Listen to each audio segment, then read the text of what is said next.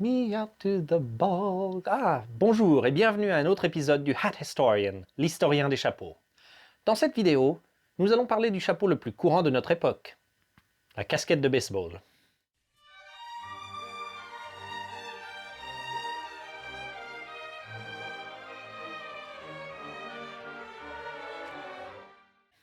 La casquette de baseball, avec ses variantes, est de loin la coiffe la plus fréquemment rencontrée de nos jours, et même le seul chapeau que beaucoup portent régulièrement aujourd'hui. Une simple calotte ronde avec une visière sur le devant, généralement composée de 8 pièces de tissu triangulaires cousues ensemble et surmontées d'un bouton, elle est universellement reconnaissable. Au-delà de son utilisation originelle dans le sport du baseball, elle s'est répandue pour devenir un accessoire vestimentaire de tenue décontractée, un article publicitaire pour les compagnies, un accessoire de mode, un moyen de soutenir son école ou son parti politique, une partie d'uniforme de police, une coiffe utilitaire pour des travailleurs comme des ouvriers ou des agriculteurs, et j'en passe. Elle est vraiment la coiffe universelle d'aujourd'hui. Voyons donc d'où elle vient. Parfois appelé le passe-temps national aux États-Unis, le baseball aurait ses origines en Angleterre avec le jeu de Rounders, un autre sport avec une batte. Ce jeu fut amené en Amérique par des immigrants anglais au XVIIIe et XIXe siècle et devint très populaire au Canada et aux États-Unis vers les années 1830. En 1846, Alexander Cartwright, un membre du Knickerbocker Club de New York, codifia les règles du jeu et l'aida à s'établir comme un sport officiel, particulièrement avec le premier match officiellement suivi le 19 juin de cette année entre les New York Nine et les Knickerbockers. Les Nine ont gagné. Très vite, le sport se répandit à tout le pays. Alors je parle de sport, mais ma chaîne est sur les chapeaux, alors quel rapport? Eh bien, si vous avez déjà vu un match de baseball, vous aurez vu que, par rapport à d'autres sports comme le foot ou le basket, les joueurs sont immobiles pendant longtemps, souvent essayant de voir une petite balle blanche dans le ciel. Ils voulaient donc se protéger la tête du soleil, et avoir un moyen de protéger leurs yeux sans utiliser leurs mains dont ils avaient besoin pour attraper la balle. À l'origine, les joueurs de baseball avaient tendance à porter des chapeaux de paille ou des casquettes plates, ou une espèce de képi comme celui de l'armée américaine. Certains portaient une version plus volumineuse de la casquette Gavroche, qui devint la casquette de cricket dans le Commonwealth. Mais les équipes avaient assez peu d'uniformité pendant les premières décennies du sport.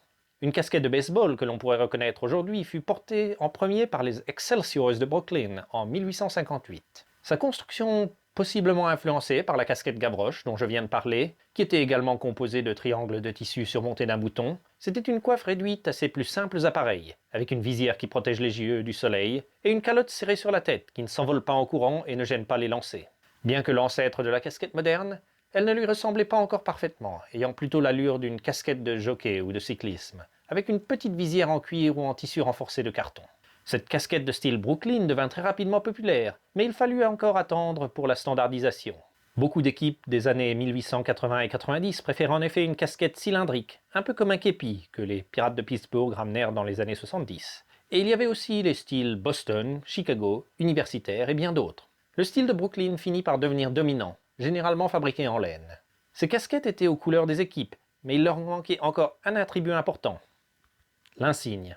Les Tigres de Détroit furent les premiers à ajouter leur logo, un dé gothique, à l'avant de leur casquette en 1901. Très vite, les autres équipes les imitèrent, plaçant leur logo ou en créant un pour l'occasion. En 1903, la société Spalding développa ce qu'ils appelèrent la casquette de style Philadelphie, dont la visière était renforcée par des lignes de couture, et qui ressemblait un peu plus à la casquette que l'on connaît. Dans les décennies qui suivirent, les derniers irréductibles adoptèrent cette casquette de style Brooklyn-Philadelphie, dont la forme évolua. Entre autres, la visière s'allongea et se rigidifia, protégeant encore plus les yeux. La calotte devint également plus profonde, et l'avant fut durci, rendant le symbole de l'équipe plus visible. Vers la fin des années 30, la casquette était devenue essentiellement la coiffe que l'on voit aujourd'hui. Pendant toute cette période, son port était restreint aux champs athlétiques, et c'était purement un accessoire de sport. Une personne n'imaginerait pas plus porter une casquette de baseball dans la rue qu'un jogging à un rendez-vous de banque aujourd'hui.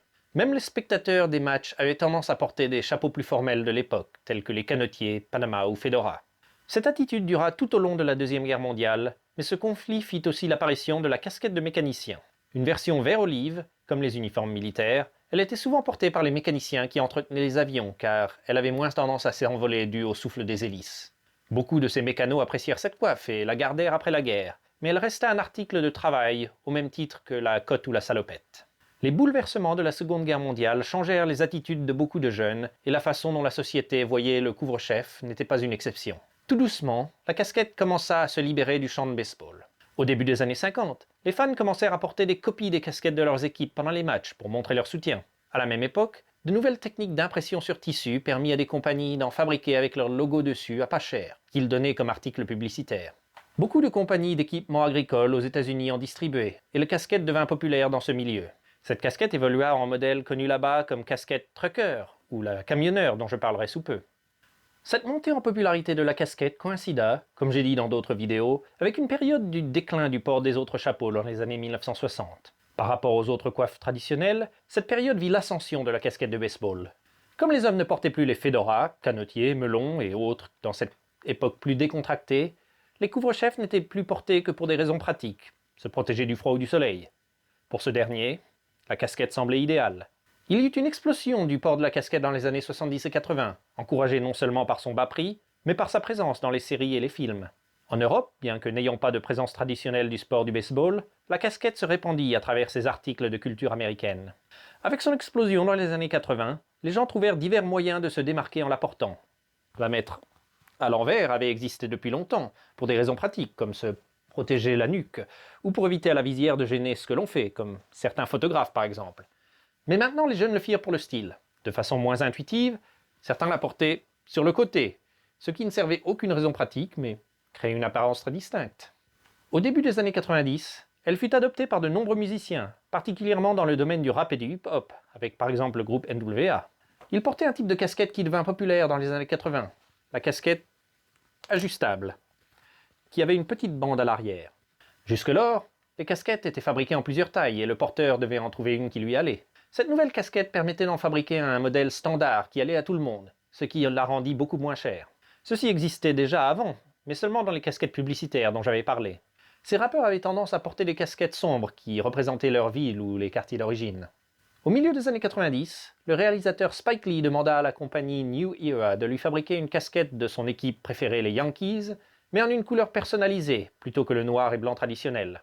Après, les fabricants commencèrent à en commercialiser de toutes les couleurs, de rose à camouflage militaire, contribuant à sa capacité d'expression personnelle, et sa popularité n'en a que bénéficié.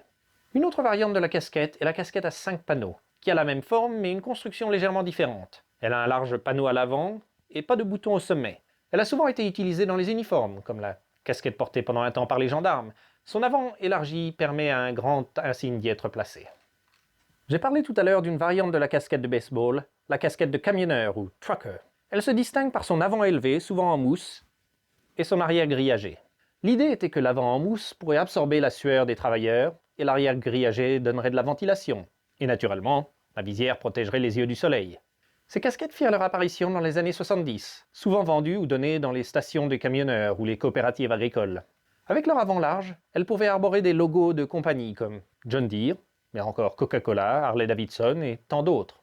Souvent distribuées dans un endroit avec un fort acheminement de marchandises, elles finirent dans les mains de camionneurs qui, au-delà de leur appréciation pour de la marchandise gratuite, aimaient l'arrière ventilé dans leur cabine de camion chaude. C'est de là qu'elles prirent leur surnom. Au début, c'était un article très ouvrier, mais elle devint un accessoire de mode au début du XXIe siècle, avec certaines classes urbaines. La casquette de baseball a fait un long chemin depuis ses origines.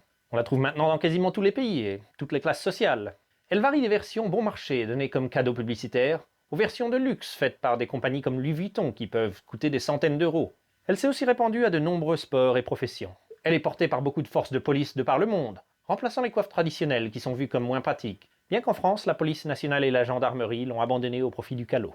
Certaines forces armées s'en servent également comme coiffe de repos, et elles peuvent être vues sur des marins arborant le nom de leur vaisseau.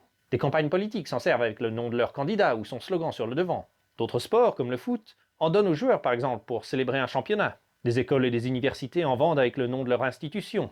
On en trouve des renforcés portés par des ouvriers pour se protéger la tête dans des endroits qui ne requièrent pas un casque.